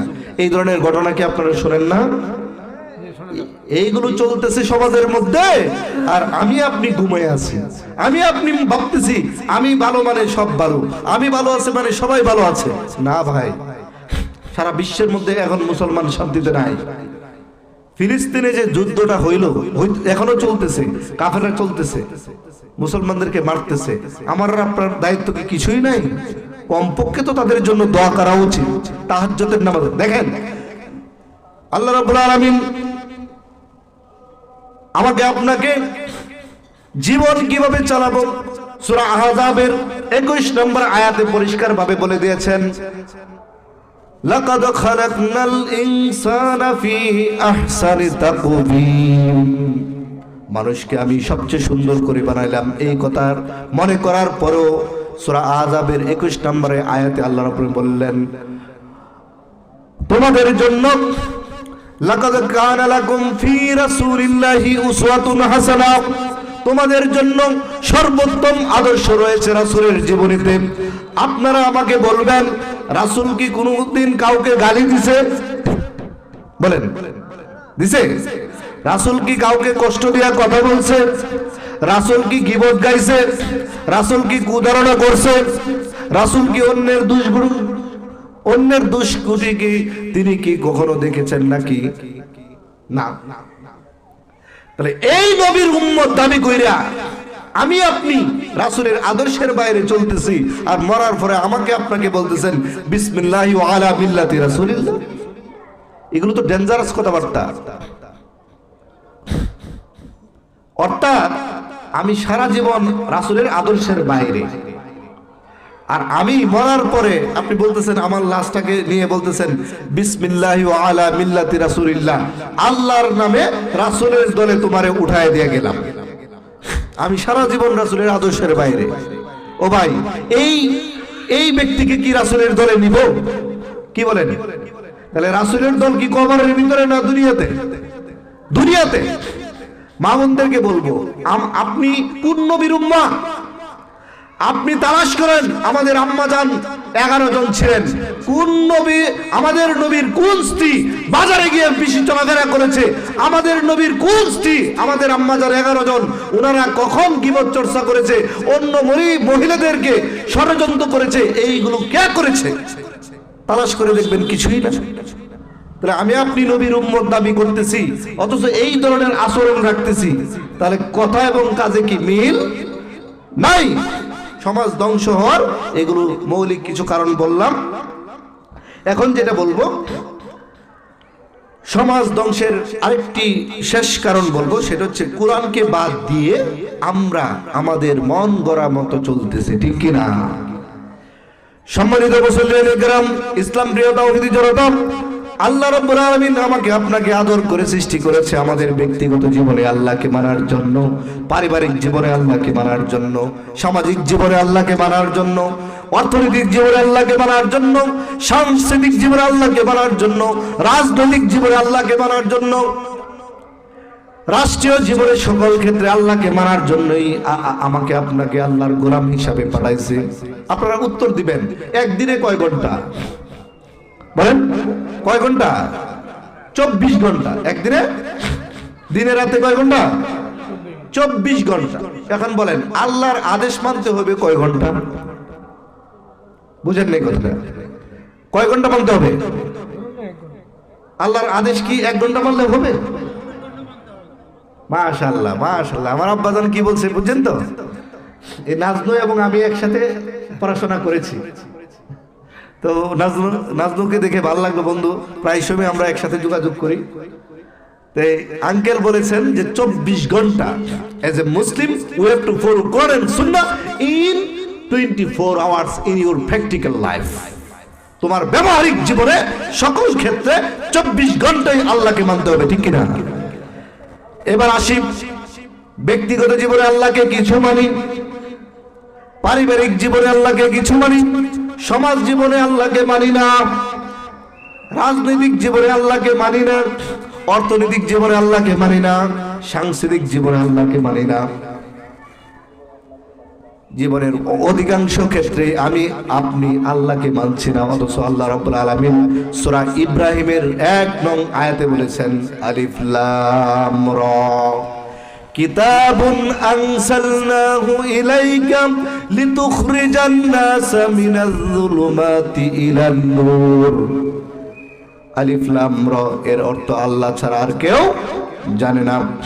কিতাবুন আনসালনাহু ইলাইকা, আল্লাহ রাব্বুল আলামিন হে নবী আপনার কাছে এই কিতাব নাজিল করেছেন, লিতুখরিজান নাসা মানুষকে বের করে আনার জন্য, মিনাল যুলুমাতি সকল অন্যায় পাপ পথ থেকে, ইলান নূর জান্নাতের রাস্তার দিকে নিয়ে যাওয়ার জন্য। এর একমাত্র সমাধান হচ্ছে পবিত্র আল কোরআন। আমি একটি ইংলিশে একটি গান লিখেছি, সঙ্গীত, ইসলামিক সঙ্গীত। সেখানে আমি বলেছি, follow the Quran which is Furqan, it is the best human solution. follow the Quran মানে হচ্ছে কোরআনকে অনুসরণ করো। which is Furqan, সূরা বাকারার মধ্যে কোরআনের আরেকটা নাম হচ্ছে ফুরকান, যেটা হচ্ছে ফুরকান। ফুরকান কি? সত্য এবং মিথ্যার মধ্যে কি পার্থক্য করে। আপনি কোরআনের জ্ঞান জানলেই দুনিয়াতে কোনটা ভালো, কোনটা মন্দ, কোনটা অন্যায়, কোনটা ন্যায়, কোনটা জান্নাতের পথ, কোনটা শয়তানের পথ, এটা জানতে পারবেন, ঠিক কিনা? কোরআনের জ্ঞান জানলে। There is no lawgiver but Allah, there is no lawgiver but Allah, Alhamdulillah, all praises to Allah. There is no lawgiver, আল্লাহ ছাড়া আর কোনো আইনদাতা নাই। আলা লাহুল খালকুল আমর, সাবধান, মনে রেখো, সৃষ্টি যার, আইন চলবে তার। ও ভাই, আপনাদের আমাদের এই এলাকায়, আমি আপনাদেরকে বলার দরকার নাই, আমার এলাকা মানে আপনাদের এলাকা, আমাদের এই এলাকার আম গাছ কোনোদিন জাম দিছে নাকি? কোনোদিন দেখছেন? জাম গাছ কোনোদিন রাগ করে আছে না, এতদিন জাম দিয়ে আসছি, আজকে কাঁঠাল দিয়ে দিন, দিছে? পাখি, চড়ুই পাখি কোনোদিন ময়না পাখি হয়ে গেছে? ময়না পাখি কোনোদিন চড়ুই পাখি হয়ে গেছে? চন্দ্র কোনদিন সূর্য হয়ে গেছে? সূর্য কোনদিন চন্দ্র হয়ে গেছে? না। অর্থাৎ আল্লাহর মানুষ এবং জিন জাতি বাদে গোটা সৃষ্টি টোটালটাই আল্লাহর পরিপূর্ণ আনুগত্য করতেছে, আল্লাহর কথা মতো চলতেছে, এক সেকেন্ড এই দিক সেদিক করে না। শুধুমাত্র আমরা মানুষ এত বড় পণ্ডিত হয়েছি আল্লাহর বিধানকে বাদ দিয়ে, আল্লাহর আইনকে বাদ দিয়ে আমাদের মন গড়া মতো আমাদের জীবন চালাচ্ছে, ঠিক কিনা? তাহলে শান্তি আসবে কোত্থেকে? শান্তি আসবে কোত্থেকে? আল্লাহর বিধান ছাড়া কোনোদিন শান্তি নাই। এখন আবার বলতেই পারেন দেয়ার ইজ নো লগিভার বাট আল্লাহ, আল্লাহ ছাড়া কোনো আইনদাতা নাই। এখন এই আইন আল্লাহ প্রত্যেকটা বিধান, রান্নাঘর থেকে শুরু করে সংসদ ভবন পর্যন্ত সকল জায়গায় আল্লাহর আইন আছে না নাই? নাই। আল্লাহর বিধানে আছে কিন্তু বাস্তবে নাই। তাহলে 90% মুসলমানের দেশ বাংলাদেশ, এটা আমরা বললে আমার মনে হয় যে আল্লাহর দৃষ্টিতে কি এটা সত্য না, এটা সত্য না। এরপরে এমন একটা যুগ আসছে, এমন একটা যুগ যে আগে জানতাম মিথ্যা বলা মহাপাপ। মিথ্যা বলা কি ভাই? আচ্ছা আমি একটু বলে দিই, এই যে শীতের মধ্যে আপনারা কষ্ট করতেছেন, রাগ করতেছেন না তো? একটু কথা বলবো তো নাকি? প্রায় শেষ করে দিব ইনশাআল্লাহ। কয়টা পর্যন্ত? আলহামদুলিল্লাহ, আলহামদুলিল্লাহ। মন ভরে একটু কথা বলতে চাই। আজকে আমার এলাকায় বসছি, এরপর ইনশাআল্লাহ দোয়া করবেন এই 21শে ফেব্রুয়ারি উপলক্ষে। আল্লাহ চাইতো ইনশাআল্লাহ অনেকে যারা ক্রিকেট ভক্ত, মাশরাফি বিন মুর্তজা, ওনার এলাকার নাম কি? নড়াইল। নড়াইলে ইনশাআল্লাহ মাহফিলে যাচ্ছি 21শে ফেব্রুয়ারিতে ইনশাআল্লাহ। সবার কাছে দোয়া চাওয়ার জন্য আসছি, আর কিছু কথা শেয়ার করছি। যে কোরআনের ব্যাপারে যেটা বলছিলাম, যে আমরা যেখানে আল্লাহর আইন মানার কথা ছিল 24 ঘন্টা, এখন এই পৃথিবীতে আমরা দেখতে পাচ্ছি আল্লাহর আইন কোন জায়গার মধ্যে কি আমরা মুসলমানরা মানছি না। ঠিক তদ্রুপ ভাবে তাহলে শয়তান দেখেন কত বড় শয়তান। সে বলছে কি যে আমি অবশ্যই তোমার বান্দাকে তোমার রাস্তা থেকে কি করবো? সরাবো। আল্লাহ তাআলা এই শয়তানের পাল্টা জবাব দিয়ে দিয়েছেন, ইন্না ইবাদি লাইসা আলাইহিম সুলতান। যারা আমাকে মানবে, আমার গোলামি করবে, তার উপরে তোর কোনো ক্ষমতা নাই। আমি আপনি যদি আল্লাহর বিধানের ভিতরে থাকতে পারি, তাহলে এই শয়তান আমাকে আপনাকে কোনো ক্ষতি করতে পারবে না ইনশাআল্লাহ। যদি কোরআন না মানি, যেই রাসূলের উম্মত দাবি করছি আমরা, যদি কোরআন না মানি, হাসরের মাঠে ওই রাসূল আমাকে আপনাকে কাঠগড়ায় দাঁড় করাবে, মামলা করে দিবে, মামলা ডাইরেক্ট মামলা করে দিবে। এটা কোথায় আছে? সূরা ফুরকানের 30 নম্বর আয়াত।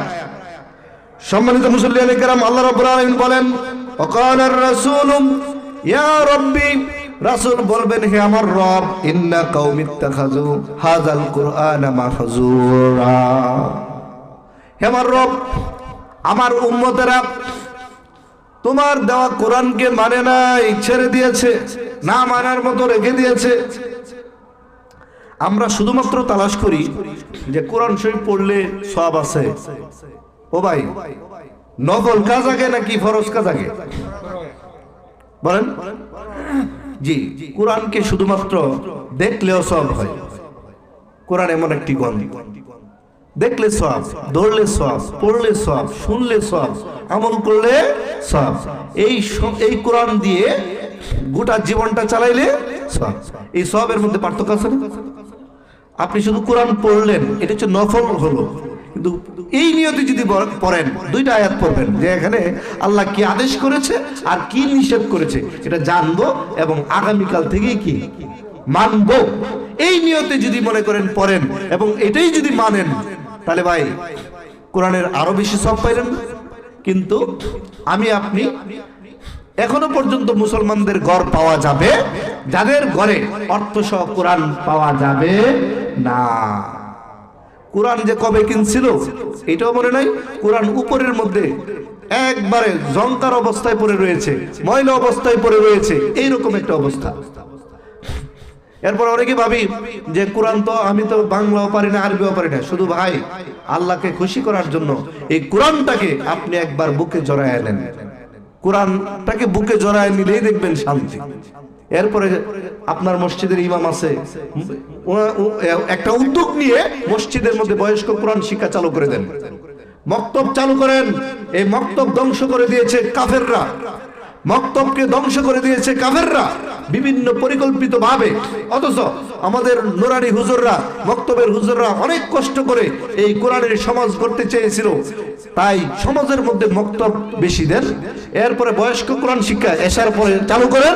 এই কোরআনকে মানার জন্য, বোঝার জন্য, কোরআনের আইনটাকে শিখার জন্য সেইভাবে একটা উদ্যোগ নেন। কোরআনের ছাত্র অবস্থায় যদি আপনি আমি মারা যাই, অবশ্যই এই উসিলায় আল্লাহ আমাকে আপনাকে মাফ করতে পারেন। এখন দেখেন, আপনি যেই কাজই করতে যাবেন, সমাজের কিছু নেতা আছে, এরার কাছে যদি বুঝে না হয় আপনাকে বাধা দিবে, কি ঠিক কিনা? সমাজের কিছু নেতা আছে, নেতাদের বুঝে হইল না, এইটাকে আপনাকে বাধাই দিবে। নেতা একবারের জন্য চিন্তা করে না যে আমিও তো মুসলমান, আমিও তো মরতে হবে। কেন কথাটা বলতেছি? সমাজ ধ্বংস বর্তমান এমন কিছু নেতা আছে তাদের কারণে হচ্ছে। যদি এই নেতার জায়গায় 12 নেতা নেওয়া যায়, তাহলে সমাজ উন্নত হয়ে যাবে। হাশরের মাঠে আল্লাহ রাব্বুল আলামিন নেতাদের ব্যাপারে বললেন, ইয়াউমা নাদউ কুল্লু উনাসিম বিইমামিহিম, প্রত্যেক মানুষকে আমি তার নেতা সহকারে ডাকবো। সম্মানিত ইসলাম প্রিয় তাওহীদি জনতা, দুনিয়াতে যদি আপনার নেতা বেনামাজি হয়, আপনি যাকে মানেন সেই তো আপনার নেতা। আপনার নেতা যদি জনগণের মাল চুরি খায় অভ্যস্ত থাকে, গরিবের হক মারে, আপনার নেতা যদি সুদের সাথে জড়িত থাকে, আপনার নেতা যদি ঘুষের সাথে জড়িত থাকে, আপনার নেতা যদি অন্যায় বিচারের সাথে জড়িত থাকে, হাশরের মাঠে আমি আপনি ওই নেতাকে নেতা হিসাবে মানলে অবশ্যই তার পিছনে দাঁড়াতে হবে। রাসূলুল্লাহ সাল্লাল্লাহু আলাইহি ওয়াসাল্লাম একদিন বলতেছেন সাহাবীদেরকে, যখনই দেখবা আমানত খেয়ানত হয়ে গেছে, নষ্ট হয়ে গেছে, আমানত নষ্ট হয়ে গেছে, সেই দিনই বুঝবা কিয়ামত চলে আসছে। সাহাবীরা প্রশ্ন করলেন, ইয়া রাসূলুল্লাহ, আমি কখন বুঝবো, আমরা কখন বুঝবো আমানত খেয়ানত হয়ে গেছে, আমানত নষ্ট হয়ে গেছে? সহিহ বুখারীর 6496 নং হাদিস যেটা বলতেছি, আল্লাহ রাসূল সাল্লাল্লাহু আলাইহি ওয়াসাল্লাম বললেন, ইযা উসনিদাল আমরু ইলা গায়রি আহলিহি ফান্তাজিরিস সাআ, যখনই দেখবা অযোগ্য ব্যক্তিকে সমাজ নেতা হিসেবে গ্রহণ করে নিয়েছে, যোগ্যদেরকে অমূল্যায়ন করেছেন, সেদিনই বুঝবা আমানত খেয়ানত হয়ে গেছে এবং কিয়ামত চলে আসছে। নাউযুবিল্লাহ।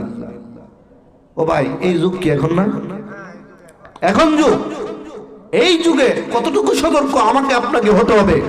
শুধু ফজিলত ফইরা তো লাভ হবে না, দায়িত্ব আগে দায়িত্ব, পরে অটোমেটিকলি কি ফজিলত হবে, আগে দায়িত্ব। এই একটা সমাজ চলে আসছে, যেটা বলতেছিলাম, এমন একটা সময় আসছে, আমরা আগে জানতাম কি মিথ্যা বলা মহাপাপ। এখন যে যুগে আছি, আমার অভিজ্ঞতা থেকে, ছোট মানুষের অভিজ্ঞতা থেকে বুঝতেছি, এখন বুঝি আপনার মিথ্যাকে সত্য না বললে মহাপাপ। বুঝেন না এই কথাটা? মিথ্যাকে সত্য না বললে মহাপাপ। যে সমস্ত নেতারা যারা সহযোগিতা করেছেন, আলেমদেরকে জেলে নিয়েছেন, আর নর্তকীকে যারা অশ্লীলতা বেহায়াপনা সমাজের মধ্যে গান বাজনা ছড়ায়, তাদেরকে এমপি বানাইছেন, আল্লাহর কসম করে বলি আপনাকে হাশরের মাঠে জবাব দিতে হবে, ঠিক কি না? রাগ করছেন? যে সমস্ত নেতারা এটার সাথে জড়িত, আলেমরা থাকার কথা ছিল নেতাদের উপরে, ওই সমস্ত নেতারা অন্যায়কে সাপোর্ট না করে দিয়ে তারা জীবনের মায়াকে উপেক্ষা করে একের পর এক অত্যাচার শিকার হচ্ছেন। তাই নেতা নির্বাচনের সময় আমি আপনি যদি সতর্ক না হই, এই সমাজ ধ্বংস হয়ে যেমনই গেছে, এই সমাজকে আর উদ্ধার করা সম্ভব না। যদি মনে করেন নেতার পিছনে গেলে আপনার বিপদ আছে, প্রয়োজনে প্রচলিত সকল রাজনীতি আপাতত বন্ধ রাখেন। প্রচলিত রাজনীতি, প্রচলিত বলছি, ইসলামী রাজনীতির সুযোগ থাকলে আপনি করবেন, এটা একটা ইবাদত।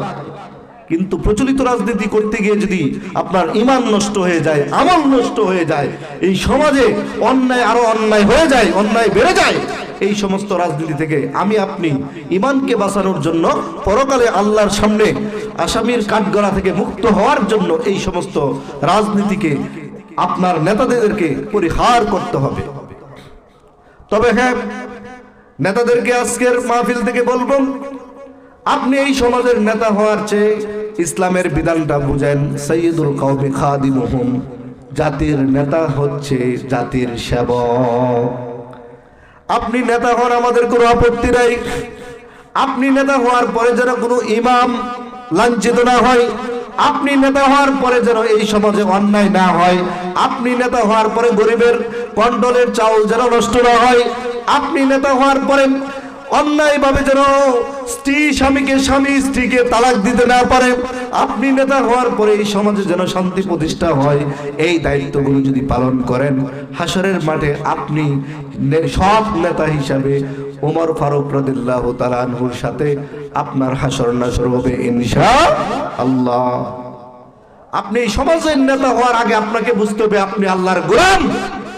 এই আপনি আল্লাহর গোলাম হিসেবে আপনার কিছু দায় দায়িত্ব আছে। এবার আসি আমাদের, যেহেতু বলছি যে শেষ পর্যায়ে, তার জন্য বলছি সূরা আনামের 162 নং আয়াত, এই আয়াতের শিক্ষাটা আমাদের সবাই লাগবে। এই যে কষ্ট করে বসে আছেন, এটা আমার আকর্ষণ না, আমি যে কথাগুলো বলতেছি সমাজ থেকে ধরে নিয়ে নিয়ে বলতেছি, এই সমাজে যা হচ্ছে বলতেছি। আপনি কষ্ট করে বসে থাকবেন আর বাসায় যাওয়ার পরে কিছু নিতে পারবেন না, এটা হবে না। যে মা বোনদের মধ্যে যেই সমস্ত মা বোনেরা শাশুড়ি হয়েছেন, আপনার পুত্রবধূ আছে, আপনাদেরকে অনুরোধ করব, আল্লাহকে ভয় করেন, পুত্রবধূদের উপরে অত্যাচার বন্ধ করেন। আপনাদের কারণে এই সময় পরিবার নষ্ট হয়ে যাচ্ছে।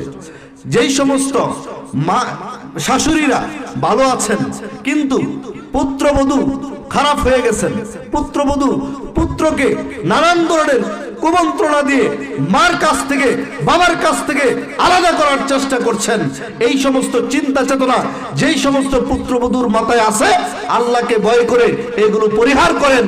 তা না হলে আপনি দুনিয়া এবং আখিরাতে আল্লাহর কাঠগড়ায় আসামি হিসেবে আপনাকে ক্ষতিগ্রস্ত হতেই হবে।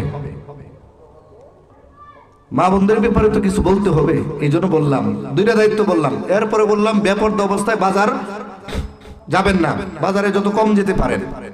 এরপরে মা বোনদেরকে বললাম যে সবচেয়ে সহজ একটা আমল, সবার জন্য সবচেয়ে সহজ একটা আমল, হাবিবাতানি কালিমাতানি হাবিবাতানি ইলার রহমান। পরিপূর্ণ হাদিসটা শোনাচ্ছি। আর আবি হুরায়রা রাদিয়াল্লাহু তাআলা আনহু قال, হযরত আবু হুরায়রা রাদিয়াল্লাহু থেকে বর্ণিত, তিনি বলেন, قال রাসূলুল্লাহ সাল্লাল্লাহু আলাইহি ওয়াসাল্লাম কালিমাতানি সাকিলাতানি লিল লিসান, দুইটা কালিমা আছে জিহ্বার মধ্যে পাতলা, খাফিফাতানি, সাকিলাতানি ফিল মিজান, কিন্তু মিজানের পাল্লায় কি ভারী, হাবিবাতানি ইলার রহমান, আল্লাহর কাছে সবচেয়ে প্রিয়। সেই দুইটা বাক্য হচ্ছে সুবহানাল্লাহি ওয়া বিহামদিহি সুবহানাল্লাহিল আযীম। এত বেশি আমল করার দরকার নাই, সেটা এটা পড়েন, সুবহানাল্লাহি ওয়া বিহামদিহি সুবহানাল্লাহিল আযীম। যে কোনো কাজ বিসমিল্লাহ দিয়ে করবেন, ইবাদত। যে কোনো কাজ, যেই কাজ বিসমিল্লাহ দিয়ে করা যায় না, বুঝে নেবেন এটা কি ইবাদত না। কিছু কিছু আমল শিক্ষা দিচ্ছি যাতে করে এগুলো নিয়ে যেতে পারেন। বিসমিল্লাহ বলে, বলেন তো বিসমিল্লাহ বলে কি কাউকে মায়ের দেওয়া যায় নাকি? মাথায় বাড়ি দেওয়া যায়? গালি দেওয়া যায় না। পরিপূর্ণ মুসলিম হতে হলে, পূর্ণাঙ্গ মুসলিম হতে হলে, রিয়েল মুসলিম হতে হলে আমাকে আপনাকে মুখ এবং হাত থেকে অন্য মুসলমানকে কি রাখতে হবে? নিরাপদ। তাহলে এই ধ্বংসকৃত সমাজে শান্তি আসবে। কিভাবে? এতক্ষণ কি আলোচনা করছি? সমাজ যে ধ্বংস হয়ে গেছে। এখন কি আলোচনা করতেছি? এই সমাজ কিভাবে শান্তি প্রতিষ্ঠা করবেন। এক নাম্বার কাজ, শুধুমাত্র সমাজের মধ্যে আপনি সালাম বিনিময় করেন। দেখলেই আসসালামু আলাইকুম। কিছু লোক আছে, কিছু মুরব্বীরা আছেন, আর আমরা কিছু হুজুররা আছি, সালাম অন্যরা দেখ এই অপেক্ষায় থাকি, ঠিক কিনা? না না, রাসূলুল্লাহ সাল্লাল্লাহু আলাইহি ওয়াসাল্লাম বাচ্চাদেরকে দেখে সালাম দিয়েছেন, রাসূল সাল্লাল্লাহু আলাইহি ওয়াসাল্লাম ওনার স্ত্রীকে সালাম দিয়েছেন, সন্তানদেরকে সালাম দিয়েছেন। তাহলে রাসূলের আদর্শ অনুসারে পরিবারের মধ্যে যদি সালাম, সমাজের মধ্যে যদি সালাম অ্যাপ্লাই করতে পারি, আল্লাহ রাসূল সাল্লাল্লাহু আলাইহি ওয়াসাল্লাম বলেছেন, ইয়া আইয়ুহান নাস, হে মানুষেরা, আফসুস সালাম, সালামের প্রচলন বাড়াও, সালামের প্রচলন বাড়াও। তাহলে যত বেশি সালামের প্রচলন বাড়াবো, ততই সমাজে কি থাকবে ভাই? শান্তি। 2 নম্বর, এই সমাজের মধ্যে সালাত প্রতিষ্ঠা করে দেন। আপনি নামাজ পড়তেছেন মসজিদে গিয়ে 5 ওয়াক্ত, আপনি শুধু দেখেন আপনার কোন প্রতিবেশীরা নামাজে যাচ্ছে না। আল্লাহ রাব্বুল আলামিন স্পষ্ট বলে দিয়েছেন, ওয়া আনজির আশিরাতাকাল আকরাবিন, তুমি তোমার প্রতিবেশীকে, নিকট আত্মীয়দেরকে আল্লাহর ভয় দেখাও। কার ভয়? আপনার প্রতিবেশীর কাছে যান, ভাই তোমার ঘরের সাথে আমার ঘর, আমি 5 ওয়াক্ত নামাজ পড়ার চেষ্টা করছি, তুমি কেন বেনামাজি থাকবা? ওকে, ওনাকে বুঝাবেন, প্রয়োজনে টেনে হেসড়ে ভালোবেসে নিয়ে যাবে। আরে তো তোমাকে ছাড়া আমার ভালো লাগে না, আসো না নামাজ পড়ে আসো। মা বোনেরা নিজে নামাজ পড়বেন, অন্য মা বোনদেরকে নামাজের দাওয়াত দিবেন, তাহলে গিয়ে সমাজে শান্তি প্রতিষ্ঠা হবে। 3 নাম্বার আরেকটি বিষয় বলছিলাম যে অন্যের সমালোচনা বাদ দিয়ে নিজের সমালোচনা বেশি বেশি করতে হবে। 4 নাম্বার, লেনদেনের ব্যাপারে পরিষ্কার থাকতে হবে, সমাজে শান্তি আসবে। এখনকার যে সমাজ, এই সমাজে বর্তমানে লেনদেনের যে এক মারাত্মক অবস্থা, আমি নাম বললাম না, একজন ভাই আমার সাথে এই ওনার বাস্তব অভিজ্ঞতা বলল, উনি একজনের কাছে 11,000 টাকা পায়। কয় হাজার টাকা? 11,000। লেনদেনের যে কি অবস্থা, এই 11,000 টাকা পাওয়ার পরে 2 বছর ঘুরাইছে 11,000 টাকা নিয়ে। 2 বছর পরে বলছে যে আজকে একটা ফায়সালা তোমারে করে দেব। আরেকজন লোক নিয়ে আসছে, আয়েশা বলতেছে মাত্র 4,000 টাকা নিয়ে আসছে, বলতেছে 4,000 টাকা দিলাম আর বাকি টাকা তুমি আমারে মাফ করে দাও। বলেন তো এটা কি বিবেকের কথা? এটা কি বিবেকের কথা? না। পরে উনি বলতেছে যে না, এটা যদি বিবেক সম্পন্ন কথা থাকতো তাহলে আমি মানতাম, তবে হ্যাঁ তুমি মুসলিম, আমিও মুসলিম। উনি আবার মানে খুবই স্ট্রংলি কথা বলছে, তুমি সুযোগ চেয়েছো, তোমাকে আমি এই 2 বছর ঘুরছি, যে কষ্ট করেছি তোমার কাছে, তো আমি তোর সুদে টাকা লাগাইছি না, আমি তো আল্লাহকে ভয় করি, তোমাকে ইহসান করেছি, কর্জে হাসানা দিয়েছি, এরপরে তোমাকে আমি কিছু টাকা ছাড় দিতে পারবো, কিন্তু 7,000 টাকাই মায়ের, এটা আমি পারবো না। পরবর্তীতে সিদ্ধান্ত হইল যে উনি বললো আচ্ছা 8,000 টাকা দাও, 3,000 টাকা তোমাকে আমি ছাড় দিলাম আল্লাহর সন্তুষ্টির জন্য, 3,000 টাকা ছেড়ে দিলাম। তারপরও 8,000 টাকাও না, 7,000 টাকা দিছে, 4,000 টাকা চলে গেল। এখন বলেন, লেনদেনের যদি এই অবস্থা হয়, মুসলমানদের লেনদেন যদি এই অবস্থা হয়, মুসলমানদের কথার যদি এই অবস্থা হয়, ওয়াদার যদি এই অবস্থা হয়, তাহলে আমি আপনি কোন জায়গাতে আছি? 2টা কথা বলবো, এই মুসলমানদের কথার গুরুত্ব, আরেকটা হচ্ছে মা বোনদের বা সবার জন্য তওবা করার গুরুত্ব। এটা বলেই আমার আলোচনা ইনশাআল্লাহ শেষ। সম্মানিত মুসল্লিয়ানে কেরাম, হযরত ওমর ফারুক রাদিয়াল্লাহু তাআলা জামানার ঘটনা বলছি। একজন মুসলিম ভাই শিকার করতে বের হয়েছে, শিকার করতে গিয়ে তিনি যখন তীর নিক্ষেপ করলেন, এই শিকার হরিণের গায়ে বা শিকারীর গায়ে লাগে নাই। যেই বস্তু প্রাণীটাকে শিকার করবে তার গায়ে লাগে নাই, এই শিকার গিয়ে লেগেছে আরেক মুসলমানের গায়ে। বয়স্ক মানুষ, বৃদ্ধ মানুষ জায়গায় মারা গেছে। ভালো করে বুঝেন মুসলমান কেমন হওয়া উচিত আর আমরা কেমন আছি। যখন ঘটনা ঘটে গেল, বৃদ্ধ লোকটি মারা গেল, তিনিও মুসলমান। এই বিচার আমিরুল মুমিনিন ওমর ফারুক রাদিয়াল্লাহু তাআলা আনহুর কাছে চলে গেল। ছেলেরা গিয়ে বিচার করলো, হত্যার বদলা হত্যা, আমরা ক্ষমা করব না। যখনই জনগণের সামনে, ইসলামের বিধান হচ্ছে জনগণের সামনে বিচার করা,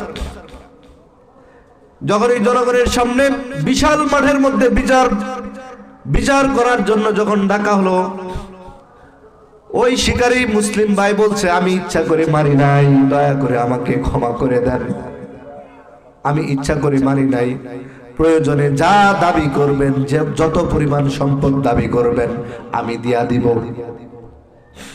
ভুলবশত কাউকে হত্যা করলে জরিমানা দিয়ে দিলে, আর যদি ক্ষমা করে দেয়, ক্ষমা এবং জরিমানা হইলেই আল্লাহ মাফ করে দিবেন। কিন্তু যদি পরিবার ক্ষমা না করে, তাহলে কি হত্যার বদলা হত্যা। এখন আপনার যখনই ওই ভাই ক্ষমা চাইলো, ক্ষমা ওনারা বললো যে না, আমরা হত্যার বদলা হত্যা চাই। ওমর ফারুক রাদিয়াল্লাহু বললেন, এখানে আমার কিছু করার নাই, আল্লাহর আইন। ওই শিকারী মুসলিম ভাই বলল, আমাকে একদিনের সুযোগ দিবেন, আমি কোনো খারাপ লোক নই, আমি শিকারি করেই আমার জীবন চালাই, আমি একজন মুসলিম, একদিন মাত্র সুযোগ দিবেন, আমি বাড়িতে যাব, আমার কাছে যার যে আমানত আছে তা দিয়ে আমি আবার ফিরে আসব, ফিরে আসার পরে আমাকে আপনারা মৃত্যুদণ্ড দিয়েন। এই প্রস্তাবে কেউ রাজি না। ওমর ফারুক রাদিয়াল্লাহু তাআলা বলল, একটা সুযোগ আছে, শত শত মানুষ এখানে দাঁড়িয়ে আছে, যদি কেউ তোমার গ্যারান্টি হয়, তোমার দায়িত্ব নেই যে তুমি না আসলে তাকে হত্যা করা যাবে, তাহলে কি আমি তোমাকে সুযোগ দিতে পারবো। ওমর ফারুক রাদিয়াল্লাহু তাআলা ঘোষণা দিলেন, তাকে যদি কেউ সুযোগ দেন আমরা তাহলে সুযোগ দেব। মুসলিম শিকারী চারদিকে দৌড়তেছে আর বলতেছে, এমন কেউ কি আছেন আমাকে একদিনের সুযোগ দিবেন? কোন মুসলমান হাত উঠায় নাই। পিছন দিক দিয়ে এক মুসলিম হাত উঠাইছে। ওমর ফারুক রাদিয়াল্লাহু তাআলা বললেন, তুমি কে হাত উঠাইলা? তুমি সামনে আসো। উনি সামনে আসার পরে দেখে উনি আল্লাহর নবীর আরেক সাহাবী। আল্লাহু আকবার, আরেক সাহাবী। সাহাবীর নামটা এই মুহূর্তে আমার মনে নাই। আরেক সাহাবী হাত তুলছে, উনি আসছে সামনে, আমি এই আল্লাহর বান্দাকে, মুসলিম ভাইকে আমি দায়িত্ব নিলাম, উনি না আসলে আমাকে হত্যা করবে। উনি চলে গেল, গোড়া দাবরায় চলে গেল। পরের দিন ওনার অপেক্ষায় জোহর পর্যন্ত অপেক্ষা করা হলো, উনি আসে নাই। সবাই বলল আসর পর্যন্ত অপেক্ষা করেন, উনি আসে নাই। আসরের নামাজ পড়ে আবার যখন জনগণ জড়ো হইল বিচার করার জন্য, এখন ওই আল্লাহর নবীর সাহাবীকে দুই হাত পিছনে বেঁধে মৃত্যুদণ্ড কার্যকর করার জন্য নিয়ে যাচ্ছে।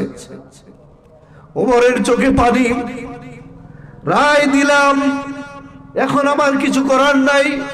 আমার চোখের সামনে আল্লাহর নবীর এক সাহাবী মৃত্যুর বরণ করতে যাচ্ছে, তাও কোনো প্রকার অন্যায় করা ছাড়াই।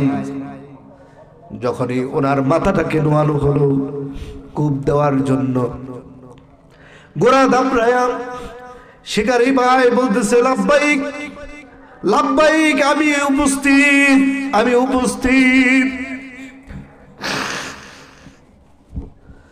যখনই গোড়া দাবরি ওই মুসলিম শিকারী ভাই বলল আমি উপস্থিত, আমার ভাইকে ছেড়ে দেন। ওই ভাই যখন আসলো, আল্লাহর নবীর সাহাবীর হাতটাকে খুলে দেওয়া হলো। ওই ব্যক্তি প্রস্তুত হয়ে গেল যে আমাকে মৃত্যুদণ্ড দেন। পরিবেশ অন্যরকম হয়ে গেল। ওমর ফারুক রাদিয়াল্লাহু তাআলা আনহু বললেন, মৃত্যুদণ্ড কার্যকর করার আগে আমার কিছু কথা আছে। আল্লাহর নবীর সাহাবীকে জিজ্ঞেস করা হলো, কি কারণে তুমি তার দায়িত্ব নিলা? এই লোকটা তো নাও আসতে পারতো, কি কারণে দায়িত্ব নিলা? বলতেছে, উনি যখন চিৎকার করে বলছে, এমন কোন মুসলিম ভাই কি আছে? আমি একজন মুসলিম, মানুষের আমানত ফেরানোর জন্য, ফিরিয়ে দেওয়ার জন্য আমি একদিনের সুযোগ চাই।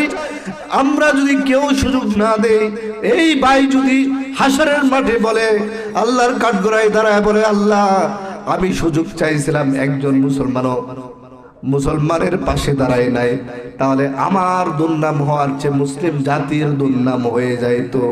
এই জন্য মুসলিম জাতিকে কলঙ্ক মুক্ত রাখার জন্য আমি এই দায়িত্ব নিলাম। আমি আল্লাহর নবীর সাহাবী হওয়ার পরও যদি এই দায়িত্ব নিতে না পারি, তাহলে নবীর আদর্শ আমার মধ্যে কি? এই জন্যই আমি এই দায়িত্ব নিলাম। ওমর ফারুক রাদিয়াল্লাহু তাআলা আনহুর কলিজাটা ভরে গেল। বলল, শিকারী মুসলিম ভাইকে বলল, তুমি কেন ফিরে আসলাম? তিনি বললেন, আমি একজন মুসলিম হয়ে ওয়াদা করেছি আমি ফিরে আসব। মুসলিম জাতির ব্যাপারে যেন কেউ কোনো কলঙ্কের দাগ না লাগাতে না পারে।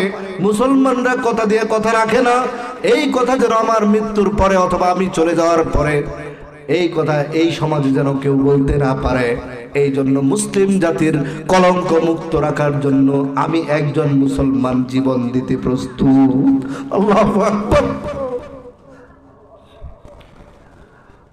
ওমর ফারুক রাদিয়াল্লাহু আনহু চোখের পানি ফেলে দিয়ে এমন দুইজন এমন শিকারী মুসলিম, খাঁটি মুসলিম ভাইয়ের ব্যাপারে বলল, যাও, যে রায় হয়ে গেছে এতে তো আমার কিছু করার নাই, যাও ওনাকে নিয়ে মৃত্যুদণ্ড দিয়ে দাও। সাথে সাথে ওই বৃদ্ধ যাকে মারা হলো, ওই সন্তানেরা আয়েশা বলল, আমিরুল মুমিনিন, আমরাও আমাদের মুসলিম ভাইকে মাফ করে দিয়েছি। আল্লাহু আকবার, মাফ করে দিয়েছি। আমরা চাই না আমাদের চোখের সামনে ওনাকে মৃত্যুদণ্ড দেওয়া হোক।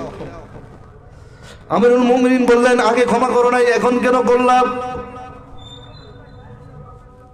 দুই ভাই বলল, দুইজন ব্যক্তি সাক্ষ্য দিয়েছেন মুসলিম জাতির মধ্যে যেন কোনো অন্যায়ের কলঙ্কের দাগ না লাগে। আমরাও মুসলমান, আমরাও চাই না হাসরের মাঠে এই ভাই মামলা করে বলো, আল্লাহ আমি ক্ষমা চাইছিলাম, সুযোগ চাইছিলাম, আমি ইচ্ছা করে করি নাই, কিন্তু আমাকে তারা সুযোগ দেয় নাই, ক্ষমা চাইছিলাম। ক্ষমা কার গুণ ভাই? ক্ষমা কার গুণ? আল্লাহর কাঠগড়াই তো এই কারণে আমরা মামলায় পড়ে যেতে পারি। তাই মুসলমান ভাইকে আমি ক্ষমা করে দিলাম।